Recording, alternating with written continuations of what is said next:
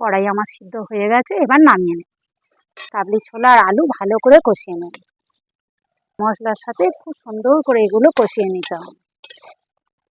এবার দিয়ে দেবো এই যে খাসির চর্বিগুলো কেটে দিয়ে ছোট ছোট করে টুকরো করে নিয়েছি, এগুলো দিয়ে দেবো। দিয়ে দেবো ওপর থেকে একটু গরম মশলা গুঁড়ো।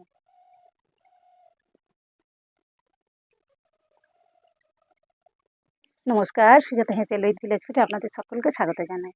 আজকের আমি নিয়ে চলে এসেছি একটি দারুণ স্বাদের একটি রেসিপি। এই যে কাবলি ছোলা নিয়ে চলে এসেছি। কাবলি ছোলাগুলো কাল রাতে আমি ভিজিয়ে দিয়েছি। ভিজে বড় বড় এমনি কাবলি ছোলা বড় কত বড় বড় হয়েছে। এই কাবলি ছোলা দিয়ে আর খাসির চর্বি দিয়ে দারুণ একটি রেসিপি করব। আপনারা দেখতে থাকুন পুরো ভিডিওটা। খেতে তো অসাধারণ লাগে। আর যদি রেসিপিটা আপনাদের ভালো লাগে লাইক কমেন্ট শেয়ার করবেন, চ্যানেলটিকে সাবস্ক্রাইব করে আমার পাশে থাকবেন। তো চলুন কথা না বাড়িয়ে উনুনটা ধরে নিই। দিয়ে দেবো জল, দিয়ে দেবো এই যে কাবলি ছোলাগুলো।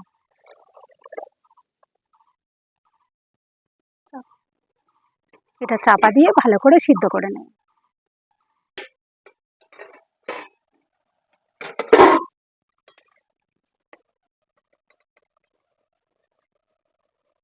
কড়াই আমার সিদ্ধ হয়ে গেছে, এবার নামিয়ে নেব। কড়াই তেল দিয়ে দেবো।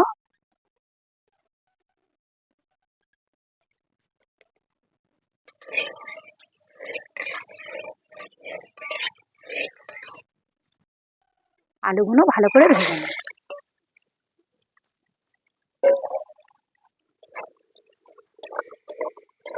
আলুগুলো লাল লাল করে ভেজে নেব।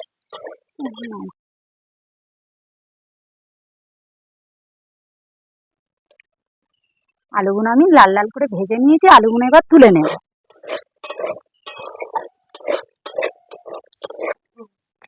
আলু ভাজার কড়াই তেল দিয়ে দেবো, ফোড়ন করে নেব।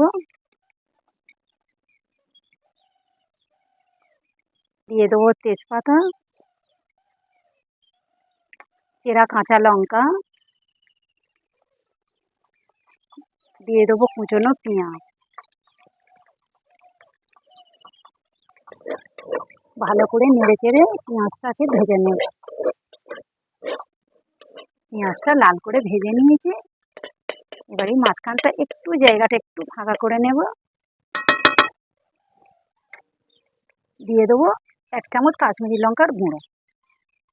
স্বাদটা ব্যালেন্সের জন্য দিয়ে দেবো একটু চিনি।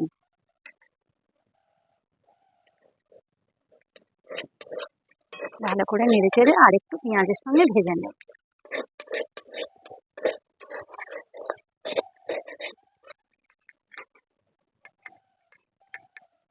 এবারে এই পর্যায়ে দিয়ে দিতে হবে 1 চামচ রসুন বাটা।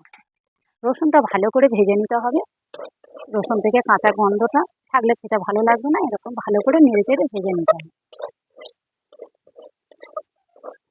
রসুন ভাজার সেন্ট বেরিয়ে গেছে। রসুনটা আমার ভালো করে ভাজা হয়ে গেছে। দিয়ে দেবো 1 বাটি টমেটো বাটা। প্রয়োজনে আমার 250 টমেটো পেস্ট করে নিয়েছি। টমেটোটা নেড়ে চেড়ে ভালো করে ভেজে নিতে হবে। টমেটো থেকে কাঁচা গন্ধটা যতক্ষণ না যাবে এরকম করে নাড়তে হবে। নেড়ে চেড়ে টমেটোটা ভালো করে কষিয়ে নিয়েছি। টমেটো আর কাঁচা গন্ধ নেই। এবার দিয়ে দেবো বাকি মশলাগুলো। দিয়ে দেবো 1 চামচ আদা বাটা।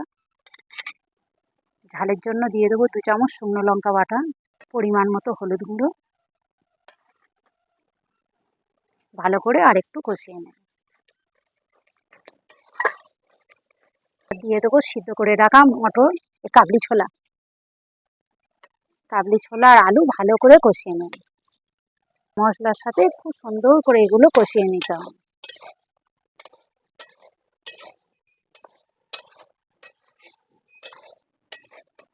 মশলা আর এই যে ছোলা আলু ভালো করে মশলার সাথে কষিয়ে নিয়েছি। এবার দিয়ে দেবো পরিমাণ মতো লবণ।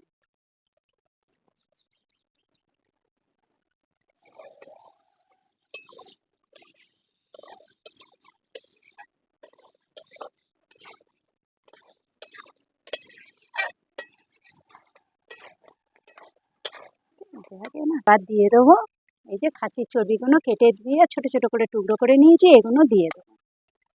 এগুলো না কষিয়ে না নিলে একটা গন্ধ থাকবে, কষিয়ে নিলে খেতেও ভালো লাগবে, কোনো গ্যাস গন্ধ থাকবে না। এগুলো আমি মশলার সাথে আলুর সাথে ভালো করে কষিয়ে নেব। আমি এখানে 500 গ্রাম নিয়েছি।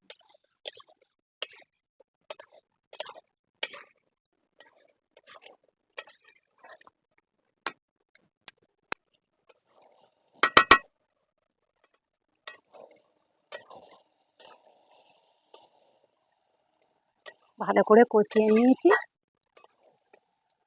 এরকমভাবে কষালে খেতেও ভালো লাগবে আর কোনো মাংসের কোনো গন্ধতে গ্যাস গন্ধ থাকবে না। এবার দিয়ে দেবো মটর সিদ্ধ ছোলা সিদ্ধ জলটা, এই যে কাবলি ছোলা সিদ্ধ করা জলটা দিয়ে দেবো। জল দিয়ে দেবো, ভালো করে চাপা দিয়ে ফুটিয়ে নেব।